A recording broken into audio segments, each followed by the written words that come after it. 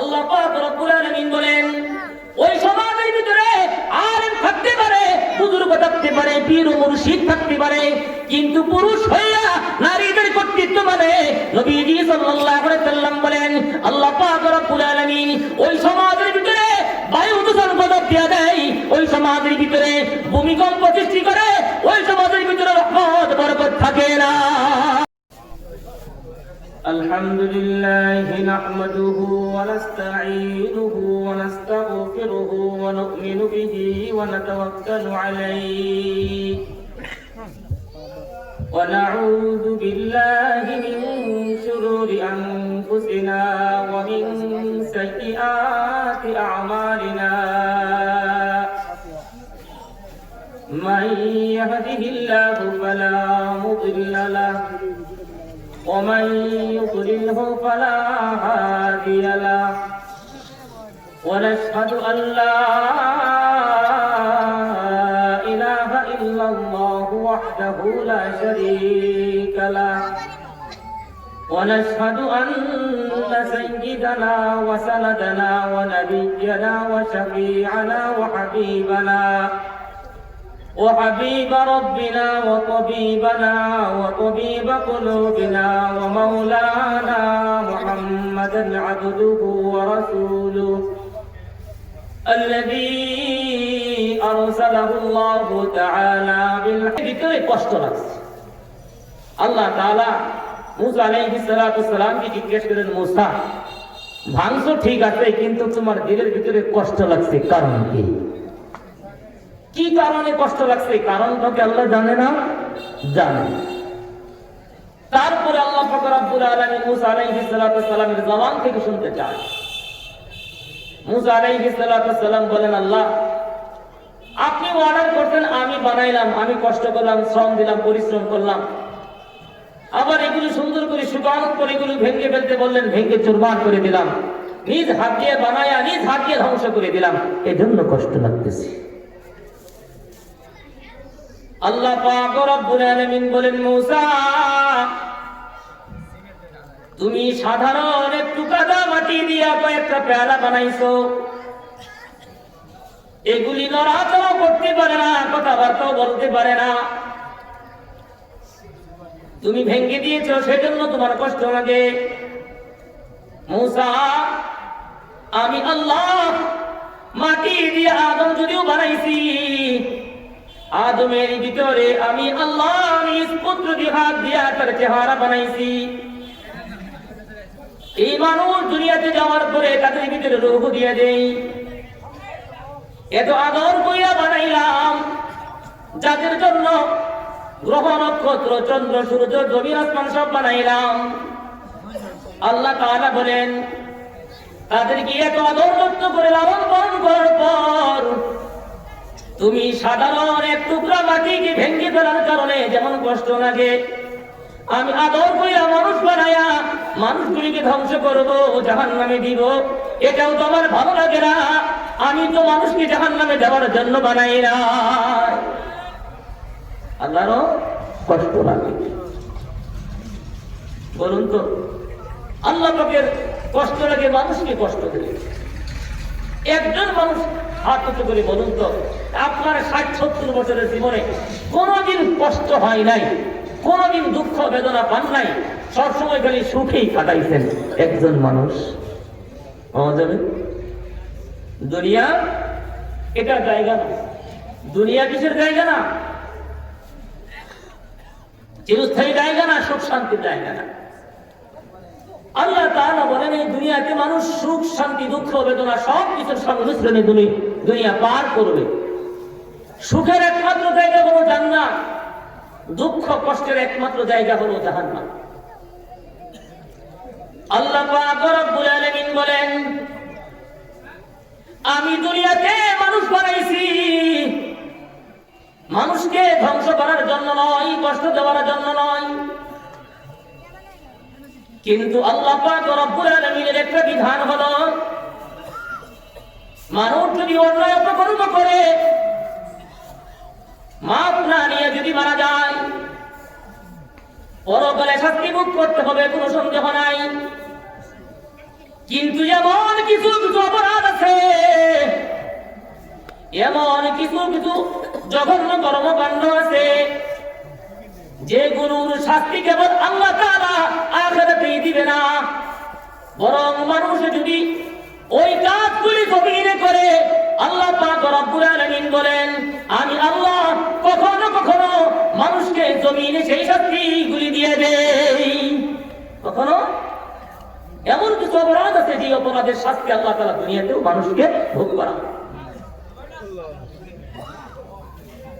عن ابي هريره رضي الله تعالى عنه قال قال رسول الله صلى الله تعالى عليه وسلم اذا فعلت امتي 15 خصله حل بها البلاء আবু হুরায়রা রাদিয়াল্লাহু তাআলা আনহু থেকে বর্ণিত, আলী ইবনে আবি তালিব রাদিয়াল্লাহু তাআলা আনহু থেকে বর্ণিত, নবীজি সাল্লাল্লাহু আলাইহি ওয়াসাল্লাম বলেন, আমার উম্মত যদি 15টি কাজ করে দুনিয়াতে, এমন জঘন্য জঘন্য 15টি কাজ আছে, ওই 15টি কাজ যদি আমার উম্মত জমিনে করে, নবীজি সাল্লাল্লাহু আলাইহি ওয়াসাল্লাম বলেন, আমার উম্মতের প্রতি তখন আল্লাহ পাক রব্বুল আলামিন একের পর এক গজব নাযিল করে, আযাব নাযিল করে, দুনিয়ার কোন প্রযুক্তি দিয়া আযাব গজব মোকাবেলা করতে সক্ষম হবে না। কয়টি কাজ? কয়টি? 15টি। নবীজি বলেন, ফারতাকিবু ইনদা যালিকা রিহাত হামরা, 15টি কাজ করলে আল্লাহ রাব্বুল আলামিন জমিনে গজব নাযিল করেন। তার মধ্যে 1 নম্বর গজব হলো রিহান হামরা, বায়ু দূষণ হয়ে যায়, বাতাস শুধু গরম আর গরম। আজ থেকে বেশ কয়েক বছর আগে আমরাই যখন ছোট ছিলাম তখনকার আবহাওয়া বাতাস আর এখনকার আবহাওয়া বাতাস একরকম না ভিন্ন রকম। আগের আবহাওয়া, আগের বাতাস, আগের কালচার আর এখনকার রীতি কালচার আগের মতন ভালো না নষ্ট? বলেন নষ্ট না? এখন দেখবেন গাছে বেশি ফলও হয় না, কারণ কি? বায়ু দূষণ হয়ে গেছে। গোটা দুনিয়া বায়ু দূষণ কিভাবে রোধ করা যায় কত উন্নত প্রযুক্তি তারা ব্যবহার করতেছে, কিন্তু তারপরেও বায়ু দূষণ তারা রোধ করতে পারতেছে না। একটু স্বস্তির নিঃশ্বাস নিবে মানুষ, সেই স্বস্তির নিঃশ্বাস নেবার মতন স্বাস্থ্যসম্মত বাতাস মানুষ খুঁজে পাচ্ছে না, ঠিক না? নবীজি বলেন, ফাতাকিবু ইনদা যালিকা রিহান হামরা, নবীজি বলেন এমন 15টি কাজ আছে, ওই কাজগুলি করার পরে 1 নম্বর গজব হলো বাতাস নষ্ট হয়ে যাবে, গরম বাতাস চালু হবে, বায়ু দূষণ হবে। 2 নম্বরে হলো ওয়াজালজালাতান, ভূমিকম্প হবে। ভূমিকম্প হয়, 2-1 বছরের ভিতরে ভূমিকম্প হয়েছে। কয় বছর আগে? গত শুক্রবারে হয়েছে, এর পরেও হয়েছে। ভূমিকম্প হয়। প্রযুক্তি বিজ্ঞান ভূমিকম্প কখন হয় সেই সময়টা তারা নির্ণয় করতে পারে, কিন্তু কি কারণে ভূমিকম্প হয় এটা কিয়ামত পর্যন্ত বিজ্ঞান নির্ণয় করতে পারবে না। 1500 বছর আগে রাসূলুল্লাহ সাল্লাল্লাহু আলাইহি সাল্লাম তার কারণ বর্ণনা করেছেন। ভূমিকম্প কেন হয়? গুনার কারণে। বুঝেননি? 15টা কাজটি পরে বলবো, আগে গজবটা শুনেন, কি কি গজব আছে। ফাতাকিবু ইনদা যালিকা রিহান হামরা ওয়া যালজালাতান, বায়ু দূষণ হয়ে যায়, ভূমিকম্প সৃষ্টি হয়। অখাসফান, ভূমিধস হয়। মাঝে মাঝে শোনা যায় অমুক জায়গায় ভূমিধস হয়ে গেছে, ঘর বাড়ি সব মাটির নিচে চলে গেছে, অনেক মানুষ মারা গেছে। অমাস খান মানুষের চেহারা বিকৃত হয়ে যায়। অপদ পান আকাশ থেকে পাথরের বৃষ্টি হয়,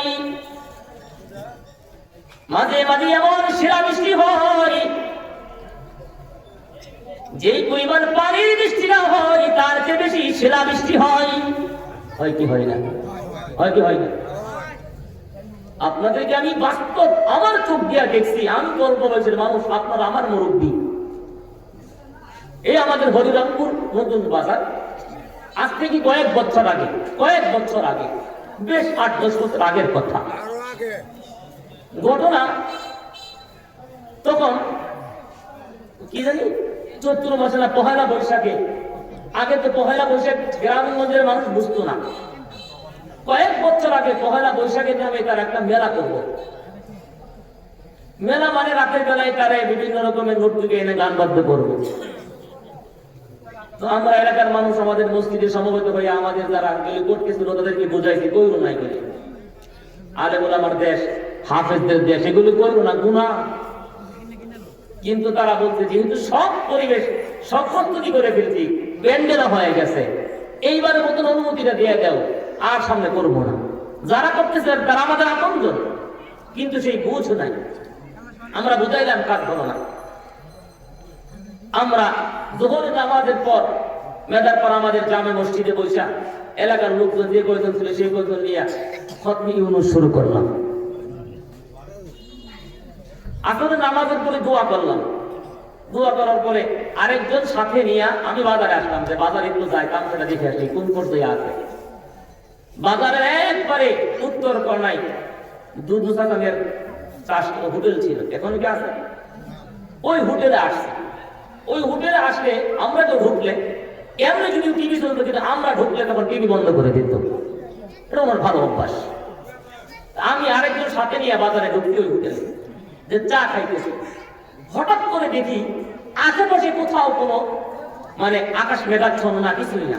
হঠাৎ করে দেখি এই বাজারের ভিতরে পুরাটা বাজার অন্ধকার হয়ে গেছে।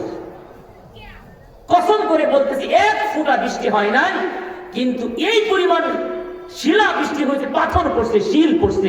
আমার জন্মে আমি এমন বড় শিল কোনোদিন দেখি না। সাথে সাথে একবারে সব যা করছিল একবারে উড়াইয়া ভেঙে চলে চুরমার করে দিছে। রাতের বেলায় কাজের যে দাওয়াতি মেহমান আসছিল কথা ছিল, সেগুলো রাগামারা বাজারে এসে একবারে উলট পালট খাইছে। বুঝেননি?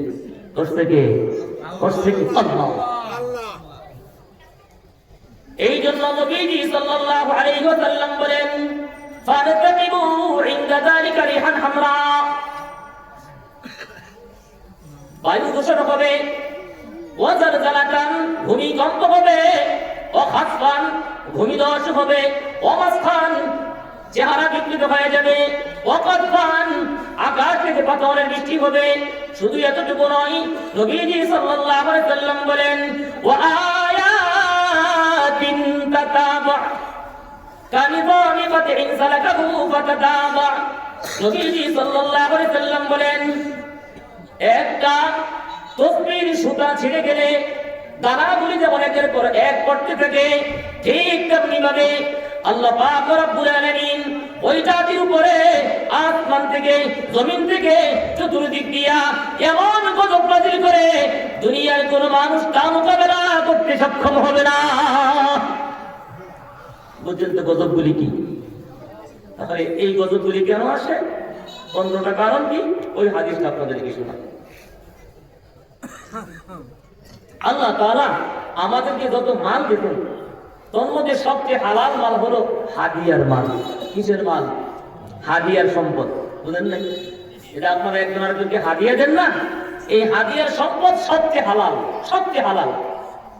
বুঝে আসছে? 2 নম্বর হালাল সম্পদ হলো গনিমতের মাল। গনিমত কাকে বলে? আল্লাহ তাআলা এই আখেরি নবীর উম্মতের জন্য একটা সুযোগ দিয়েছেন।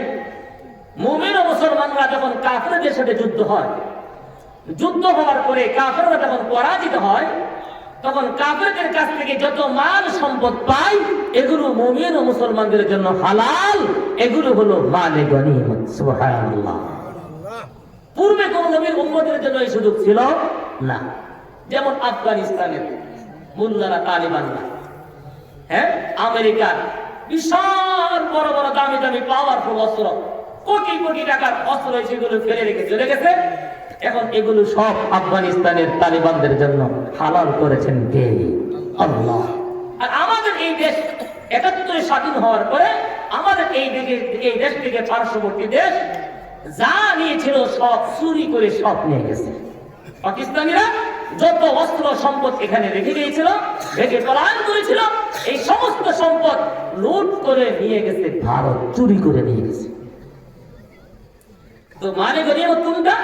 মানে গনিমত হলো মুসলমান আর বেঈমান যখন যুদ্ধ হয়, যুদ্ধের মাঝে মুসলমানরা বেঈমানদের কাছ থেকে যে সম্পদ পায়, এই সম্পদ হালাল না হারাম? হালাল। হালাল। শুধু হালাল না, ২ নম্বর হালাল। এর ভিতরে কোনো ঝামেলা নাই। ১ নম্বর হালাল হলো হাদিয়ার মাল, ২ নম্বর হালাল হলো মানে গনিমত। সিরিয়াল একবারে ফার্স্ট ক্লাস হালাল। এগুলি কাফেরদের স্ত্রী সন্তান, সেগুলো যদি মুসলমানরা পায় তাহলে এগুলো মুসলমানদের জন্য হালাল, এগুলিকেও তারা স্ত্রী হিসেবে ব্যবহার করতে পারবে। ৩ নম্বর হারাম সম্পদ হলো নিজের হাতের হালাল কামাই। নিজের হাতে হালাল কামাই, এই ৩ প্রকার সম্পদ হলো একটা মানুষের জন্য ফার্স্ট ক্লাস হালাল। এগুলোই একজন মানুষের জন্য জান্নাতের ওসিলা। বুঝে আসছে? একজন মানুষ যখন যুদ্ধে যখন যায় তখন সেনাপতির আন্ডারে থেকে যুদ্ধ পরিচালনা করতে হয়, সেনাপতির অধীনে থেকে তার যুদ্ধ করতে হয়। কাফেরদের সাথে যুদ্ধ যদি বিজয় হয়, সেনাপতি যতক্ষণ পর্যন্ত সেই মালে গনিমত এই কাফেরদের কাছ থেকে প্রাপ্ত সম্পদ বন্টন করে না দিবে, ততক্ষণ পর্যন্ত কোন মুজাহিদের জন্য সেখান থেকে ১ চুল পরিমাণ সম্পদ ব্যবহার করা, নেওয়া সম্পূর্ণরূপে হারাম, যতক্ষণ পর্যন্ত সেনাপতি বন্টন করে না দেয়। নবীজি সাল্লাল্লাহু আলাইহি ওয়াসাল্লাম বলেন, عن ابي هريره رضي الله تعالى عنه قال قال رسول الله صلى الله عليه وسلم اذا اتخذ الفيء ولا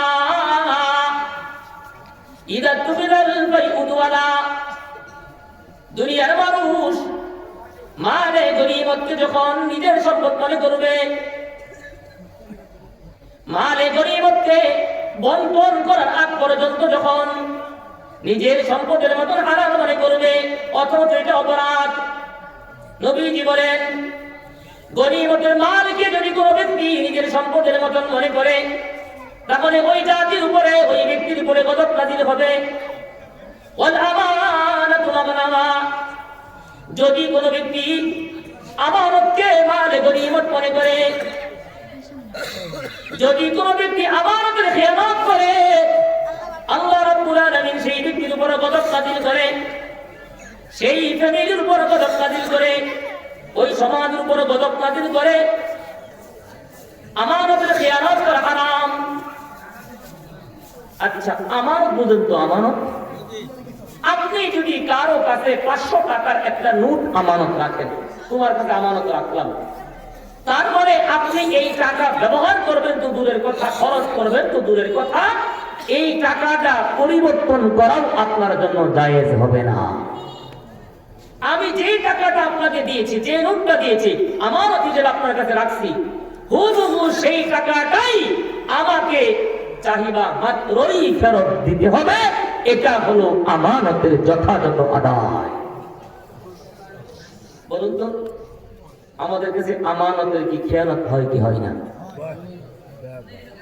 নবীজি সাল্লাল্লাহু আলাইহি ওয়াসাল্লাম বলেন, ওয়াল আমানাতু মাগনামা, যদি কোনো ব্যক্তি আমানতের খেয়ানত করে,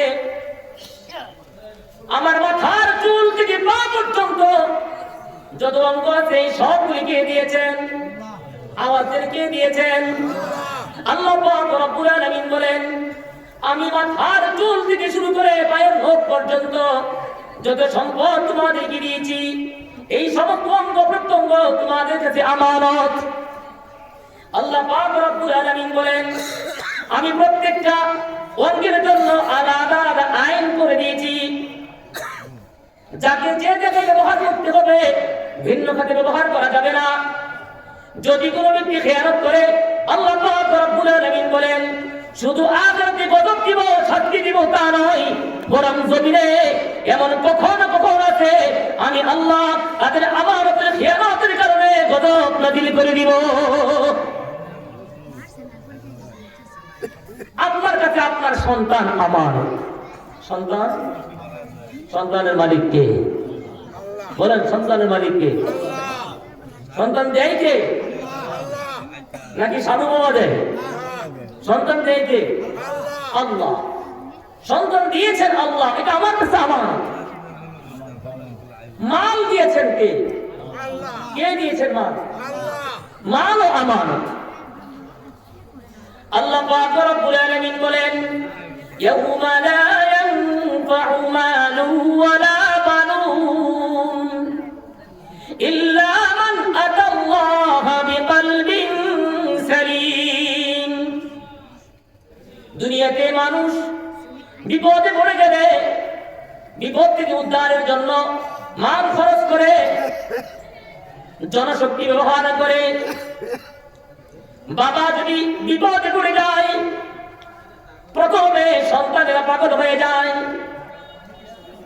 আত্মীয় স্বজন প্রতিবেশী পাগল হয়ে যায়।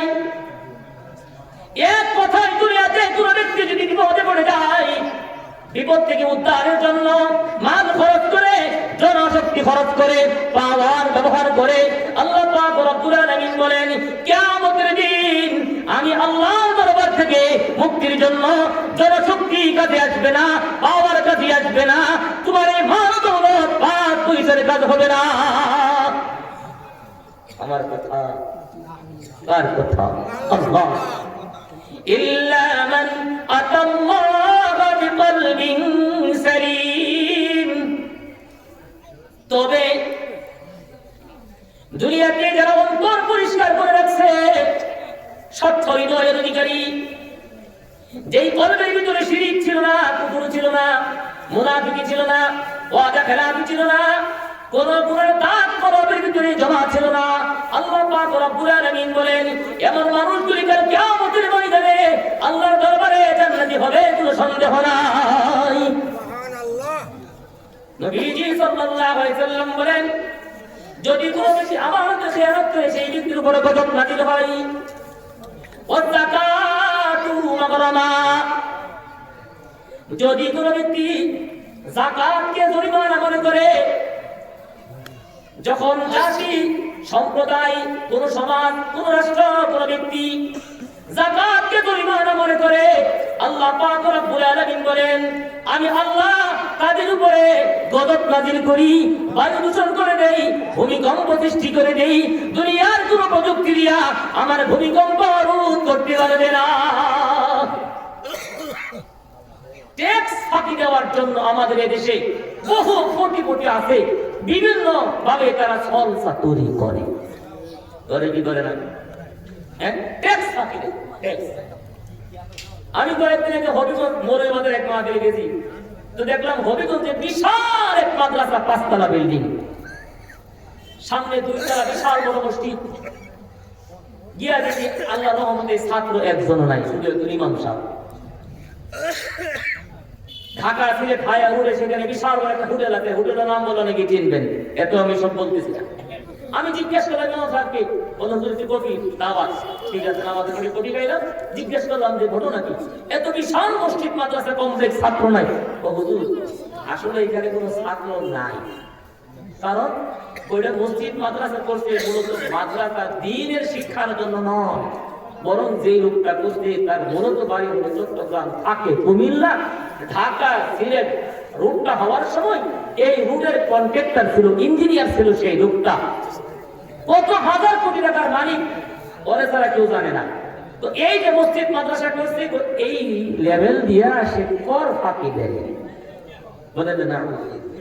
কারণ একটা আইন আছে, সংবিধান একটা কলম আছে, আমাদের এই দেশে যত বড় বড় শিল্পপতি কোটিপতি আছে, তারা শিক্ষা খাতে কিছু কর দিতে হয়। এই কর ফাঁকি দেওয়ার জন্য বাংলাদেশে বড় বড় কোটিপতিরা আছে, সরকার তাদেরকে ধরতে পারে না।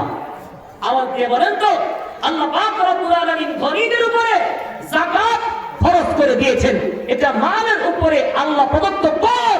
এই কর আর এই ফরজ বিধান যদি কোনো ব্যক্তি লঙ্ঘন করে, আল্লাহর চোখ ফাঁকি দিতে পারবে? বলেন পারবে? আলহামদুলিল্লাহ, এখন প্রায় প্রত্যেকটা মহল্লা, গ্রামে গঞ্জেও এমন বহু মানুষ আছে যথাযথ হিসাব করলে যাকাত দেওয়ার যোগ্য।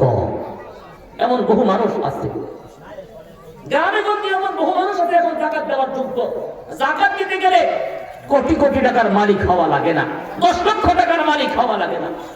অনেক অনেক জায়গায় তো পুরুষের চেয়ে মা বোনেরা যাকাত দেওয়ার যোগ্য, তাদের কাছে স্বর্ণালঙ্কার আছে। আমরা এই যাকাতের বিধানটাকে আমরা তেমন গুরুত্ব দেই না, অথচ আল্লাহ পাক রব্বুল আলামিন কোরআনের ভিতরে বলছেন, যারা এই যাকাত দেয় না যথাযথ হিসাব করে, কাল কিয়ামতের ময়দানে এই সম্পদ তাদেরকে ধ্বংসন করবে, সাপ হইয়া এদেরকে কামড়ায় কামড়ায় জাহান্নামে নিক্ষেপ করে দিবে। নাউযুবিল্লাহ। নবীজি সাল্লাল্লাহু আলাইহি সাল্লাম বলেন, ওয়াযাকাতু মাগরামা, যাকাতকে মানুষ জরিমানা মনে করবে, সঠিক হিসাব করে যাকাত দিবে না। অনেক বড় বড় পকেটের মালিক আছে, অনেক বড় বড় শিল্পপতি আছে, কোটিপতি আছে, লাখ কোটি আছে, কিন্তু হিসাব করে যাকাত দেয় না। রমজান মাস আসলে কিছু যাকাতের কাপড় ক্রয় করে, যাকাতের কিছু লুঙ্গি ক্রয় করে ইয়াদান করে দেয়, অমুক করে যাকাতের কাপড় দেওয়া হবে। মানুষ লাইন ধরে, আসলে যাকাত আদায় করে না, বরং নির্বাচনী শোডাউন করতেছে, প্রচার করতেছে। আল্লাহ পাক রব্বুল আলামিন বলেন, যারা হিসাব করে যথা নিয়মে যাকাত আদায় করে না, আল্লাহ পাক রব্বুল আলামিন বলেন, আমি আল্লাহ ওদেরকে দুনিয়াতেও গজব দিব, কাল কিয়ামতের ময়দানে জান্নাতে যাইতে পারবে না। ওয়াযাকাতু মাগরামা ওয়া তুআল্লিমা লিগাইরিদ্দিন ওয়া তুআল্লিমা লিগাইরিদ্দিন। মানুষ দুনিয়াতে দ্বীনি ইলম অর্জন করবে, কিন্তু আখিরাতের জন্য নয়, আল্লাহকে খুশি করার জন্য নয়, তার নিয়তের ভিতরে গুণগান থাকবে। নবীজি সাল্লাল্লাহু আলাইহি সাল্লাম বলেন, যে ব্যক্তি দ্বীনি ইলম অর্জন করবে কিন্তু দুনিয়ার উদ্দেশ্যে করলো, নবীজি সাল্লাল্লাহু আলাইহি সাল্লাম বলেন, এই ব্যক্তি আল্লাহর দৃষ্টিতে সবচেয়ে নিকৃষ্ট, কোনো সন্দেহ নাই। وأطاع الرجل امرأته নবীজি সাল্লাল্লাহু আলাইহি সাল্লাম বলেন, পুরুষরা যখন নারীদের আনুগত্য করবে, وأطاع الرجل امرأته পুরুষ হয়ে যখন নারীর আনুগত্য করবে, নারীদের কর্তৃত্ব চলবে, নারীদের নেতৃত্ব চলবে, নারী হইবে রাজা, পুরুষ হইবে প্রজা। নবীজি সাল্লাল্লাহু আলাইহি সাল্লাম বলেন, যেই সমাজের ভিতরে, যেই রাষ্ট্রের ভিতরে নারী হয় নেত্রী, নারী হয় রাজা, আর পুরুষরা হয় প্রজা, আল্লাহ পাক রব্বুল আলামিন বলেন, ওই রাষ্ট্রের ভিতরে রহমত থাকে না, বরকত থাকে না। ওই দেশের ভিতরে আল্লাহ পাক রব্বুল আলামিন ভূমিকম্প শুরু করে দেয়, দুনিয়ার কোনো বিজ্ঞান দিয়ে রোধ করতে পারবে না। বলুন তো, সময়টা কি উল্টা না বাউ চলতেছে? এই যে হাদিসগুলি বলতেছি, আমাদের সময়টা হাদিস মতো চলতেছে না এখন? কি বলেন? পুরুষরা এখন নারীদের কর্তৃত্ব মানে, পুরুষ থাকে দোকানে,